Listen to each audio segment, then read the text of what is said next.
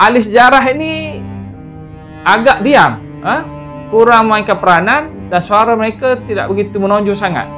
Yang paling menonjol ialah kelompok-kelompok yang berada di luar daripada disiplin sejarah, termasuklah ahli politik dan masyarakat umum pun.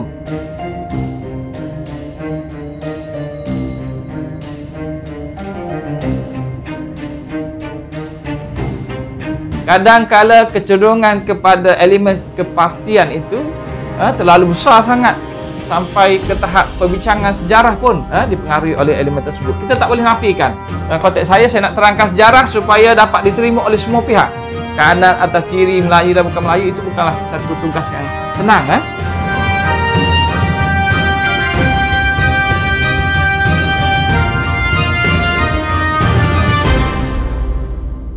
Bismillahirrahmanirrahim. Assalamualaikum warahmatullahi taala wabarakatuh. Salam pengenalan. Saya Dr. Azmi Arifin, pensyarah kanan bahagian sejarah Pusat Pengajian Ilmu Kemanusiaan Universiti Sains Malaysia.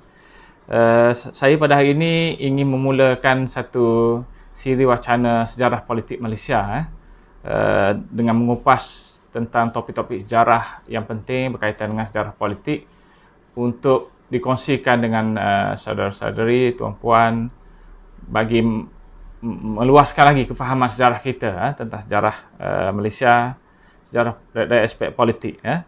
Baik, dalam konteks hari ini sebenarnya perbincangan sejarah ini, walaupun orang mengatakan bahawa sejarah itu membosankan, menimbulkan kelusuan, tapi akhir-akhir ini trend akhir-akhir ini menunjukkan bahawa sejarah itu semakin diminati oleh khalayak umum, dan media sosial itu telah menjadi satu pemangking untuk mewujudkan satu kesedaran dan minat tersebut.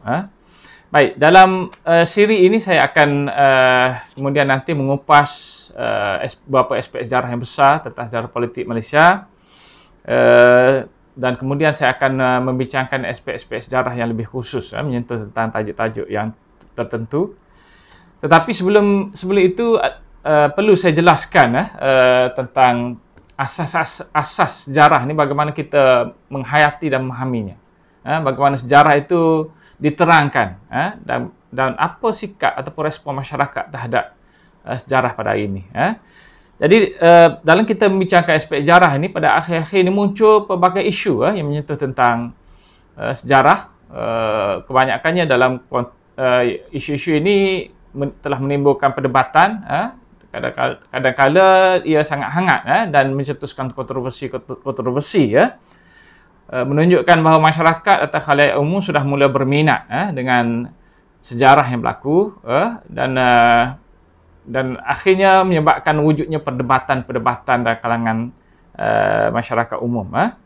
Tetapi perdebatan ini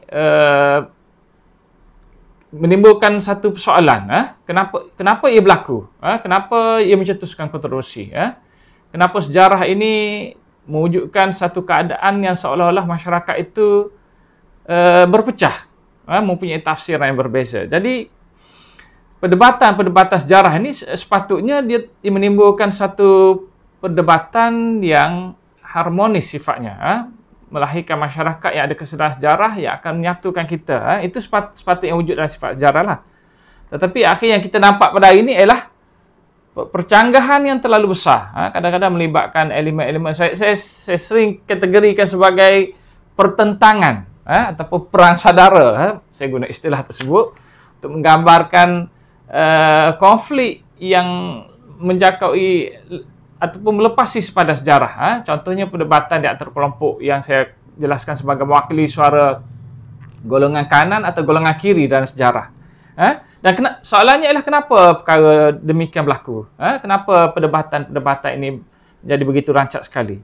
Jadi dalam proses untuk memahami perkara yang paling asas sebelum kita memahami sejarah itu secara lebih menyeluruh, kita kena tahu bagaimana sejarah di Malaysia ini dihayati, difahami dan diterangkan, dan bagaimana respon masyarakat itu terhadap sejarah, supaya kita memahami dalam konteks apakah latar belakang yang telah mendorong kepada polemik dan kontroversi yang tidak pernah selesai ini.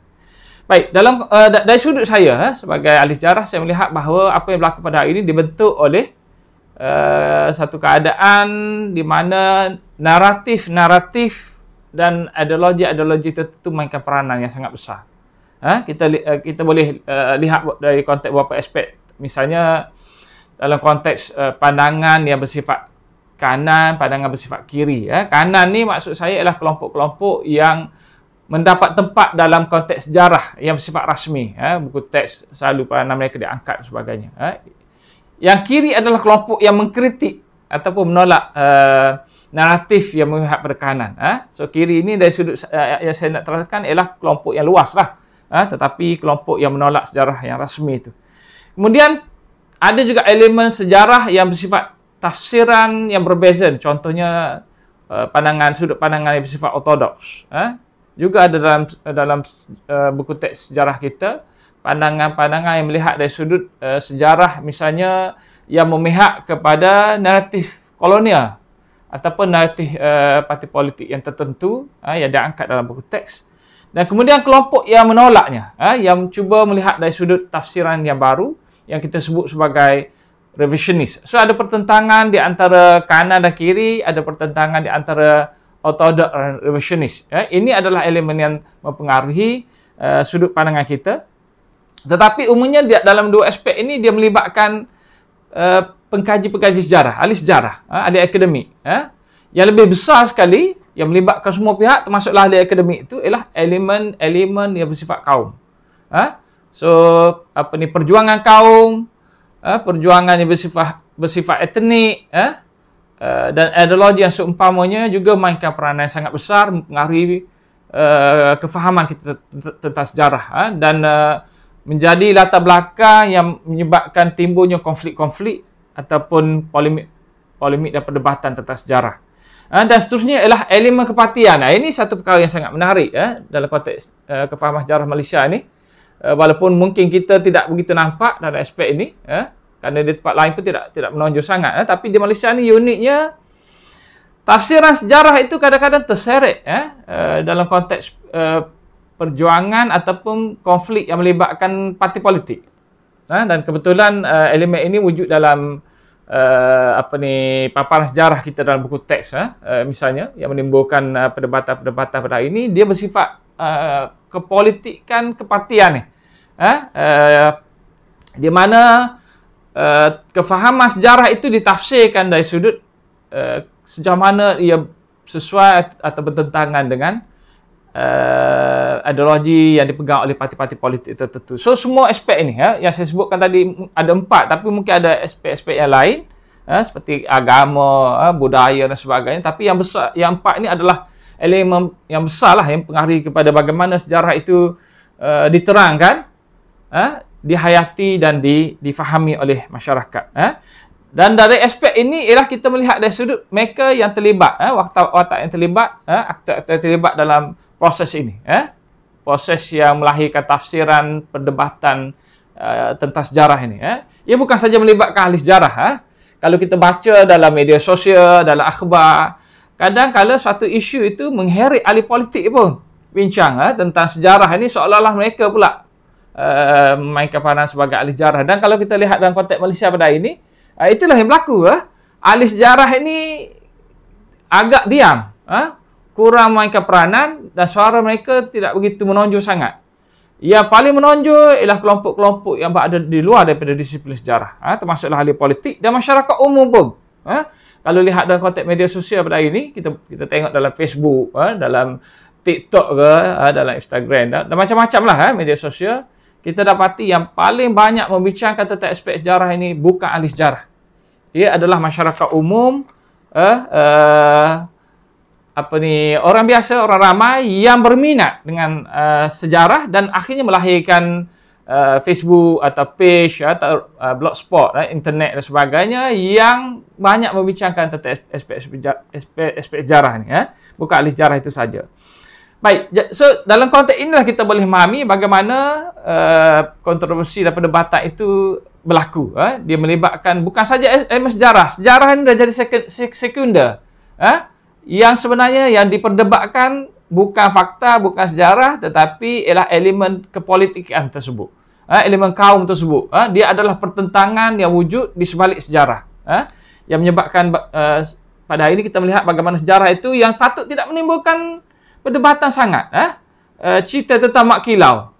Sebenarnya cerita tentang Mak Kilau ni sebenarnya berlaku sejak sekian lama. Sudah dipaparkan dalam buku teks sejak sekian lama. Tetapi bila dia difilmkan, dia menimbulkan polemik yang begitu hangat sekali. Dan kita lihat wujudnya kelompok-kelompok yang tak ada kaitan pun dengan disiplin sejarah ini memberikan pandangan-pandangan seolah dia mewakili suara ahli sejarah. Ahli politik contohnya. Bincangkan aspek Mak Kilau ini dari sudut sejarah. Bukan dari sudut politik saja. Dari sudut sejarah cuba mentafsirkan sejarah tersebut, cuba memberikan fakta-fakta yang tertentu yang menunjukkan bahawa mereka seolah-olahnya berminat tentang fakta sejarah. Tapi apa yang berlaku di sebaliknya, yang itu saya terangkan, bagaimana proses sejarah itu dihayati di sini ialah mereka sebenarnya bukan memperjuangkan fakta sejarah tersebut, tetapi mereka cuba untuk menegakkan perjuangan politik kaum dan kepartian. Yang itu menyebabkan perdebatan sejarah itu terseret kepada elemen-elemen yang tidak harmonis sifatnya. Dia tidak bicarakan dalam konteks akademik, dia dibicarakan dalam proses untuk membuat satu rumusan yang bersifat pengadilan moral berasaskan kepada kepentingan-kepentingan tertentu di luar pada sejarah. So bila kita lihat sejarah kita yang didebatkan pada ini, yang muncul macam-macam aspek, cerita tentang komunis, tentang perjuangan kemerdekaan. Ini bulan September ni baru lepas pada bulan kemerdekaan, kita masuk bulan September ni pun tentang pembentukan Malaysia, dia menimbulkan pelbagai isu dan perdebatan. Dan kadang-kala isu ini juga timbul dalam konteks bagaimana buku teks itu memaparkan sejarah, bertafsirkan sejarah. Kerana buku teks ini saya sering jelaskan pada masyarakat bahawa kita tidak boleh dia melihat buku teks ini sebagai buku sejarah persi. Dia adalah satu medium yang digunakan oleh pihak pemerintah untuk menyampaikan kehendak ataupun acuan pemerintah yang telah ditetapkan kepada para pelajar kita dan juga generasi muda kita untuk memahami sejarah dari aspek-aspek ataupun dari sudut yang dikenaki oleh pemerintah. Tapi masalahnya disebabkan oleh elemen-elemen politik masyarakat pada hari ini yang agak berpecah dan wujudnya elemen-elemen yang bersifat kaum dan sebagainya, dan ini telah mempengaruhi kepada bagaimana masyarakat itu menerima paparan sejarah dalam buku teks itu, sehingga melahirkan kelompok-kelompok yang rasa kedudukan mereka atau peran mereka itu terpinggir. Bukan dalam konteks kita bincang macam sejarah pada hari ini, wujudnya golongan seperti kiri, wujudnya golongan seperti agama yang tidak dijelaskan, tidak diberikan tempat yang sepatutnya dalam buku teks. Tetapi ada juga yang memperjuangkan sejarah yang mengikut kepentingan kaum masing-masing. Sampai dituntut golongan komunis sepatutnya. Misalnya patut diberikan juga ruang sebagai mereka yang turut terlibat dalam sejarah perjuangan kemerdekaan. Bukan, sebenarnya asasnya bukan perjuangan komunis dari segi fakta sejarah itu yang nak ditekankan. Tapi kerana komunis itu mewakili kaum-kaum tertentu, maka ia dituntut supaya dimasukkan untuk menghargai mereka yang wujud pada hari inilah sebenarnya berkaitan dengan proses politik pada hari ini. Dan kemudian juga ada dalam konteks sejarah buku teks ini, dia terlalu memfokuskan pada peranan-peranan tertentu. Banyak telah dilakukan perubahan, tetapi akhirnya kita dapati mungkin dalam konteks buku teks itu dia tidak memaparkan aspek sejarah yang menyeluruh. Ada yang dipinggirkan, ada yang tertinggal, ada yang tak disebutkan.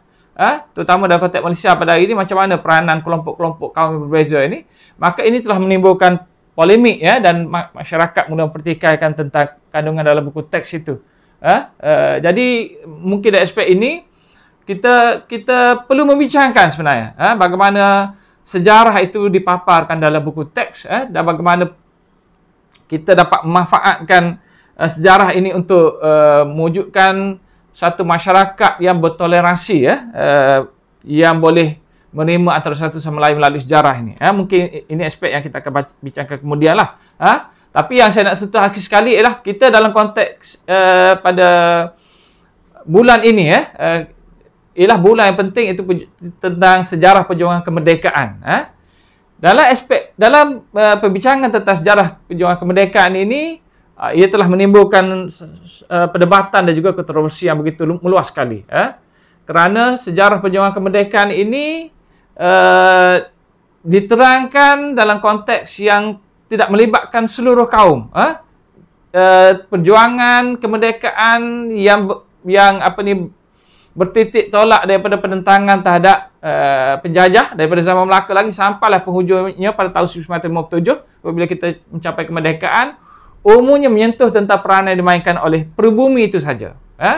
Maka di sinilah timbul pelbagai perdebatan dan polemiknya. Kerana apa? Kerana bagi setengah masyarakat lain mereka mempertikaikan adakah itu benar sejarahnya macam tu, dan mereka juga sudah tentulah akan menuntut supaya peranan kaum yang mewakili mereka juga dimasukkan dalam aspek sejarah perjuangan kemerdekaan, kerana sejarah ini adalah besar.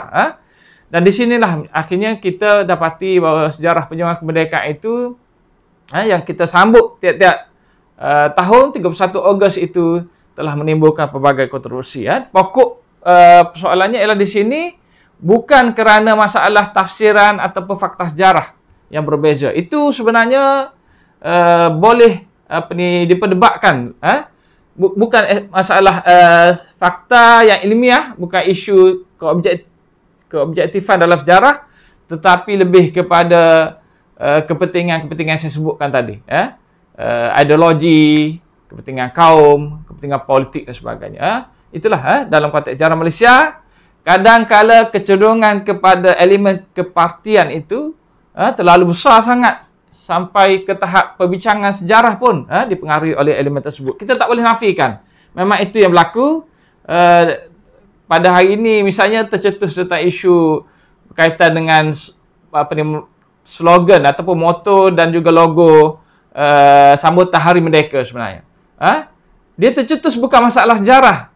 Bukan masalah tafsiran sejarah yang berbeza. Kerana tafsiran yang berbeza ini tidak akan memecahkan masyarakat. Dia akan mewujudkan pengkajian dan juga perbincangan ilmiah yang harmonis.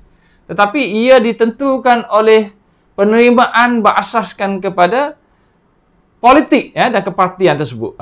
Di mana golongan yang kanan ni tak boleh menerima kiri, kiri tak boleh menerima kanan. Dan akhirnya mencetuskan perdebatan. Ia menimbulkan kekeliruan pada masyarakat. Jadi rumusan saya pada hari ini ialah saya nak jelaskan dalam konteks kita memahami sejarah yang lebih spesifik yang akan kita bicarakan selepas ini. Inilah keadaan atau kecenderungan yang akan dihadapi oleh ahli sejarah. Dalam konteks saya nak terangkan sejarah supaya dapat diterima oleh semua pihak. Kanan atau kiri, Melayu dan bukan Melayu, itu bukanlah satu tugas yang senang.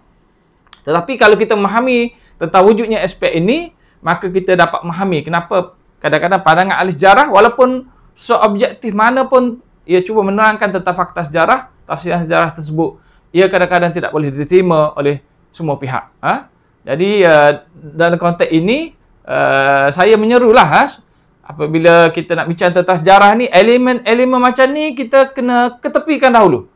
Kalau tidak, kefahaman sejarah ni dia tidak akan sampai mana-mana dan kita akan tetap terikat dengan satu rumusan yang melihat perbezaan itu sebagai satu bentuk ketidakadilan kepada kita. Tak boleh berbeza, dia kena mesti sama dengan kita. Barulah kita kata, ini fakta sejarah. Itu harus dibuang. Dan saya nak jelaskan, dalam konteks perbincangan sejarah ini, saya sebagai ahli sejarah pun bila saya beri tafsiran, tak semestinya dia bersifat muktamad. Anda tak perlu terima sepenuhnya 100% bahawa itulah fakta yang sebenarnya, bukan begitu. Ia masih boleh dipertimbangkan, ia masih boleh dikritik, ia masih boleh ditolak. Sekiranya kita mempunyai hujah-hujah dan bukti yang tersendiri. Jadi itu sahaja daripada saya pada hari ini.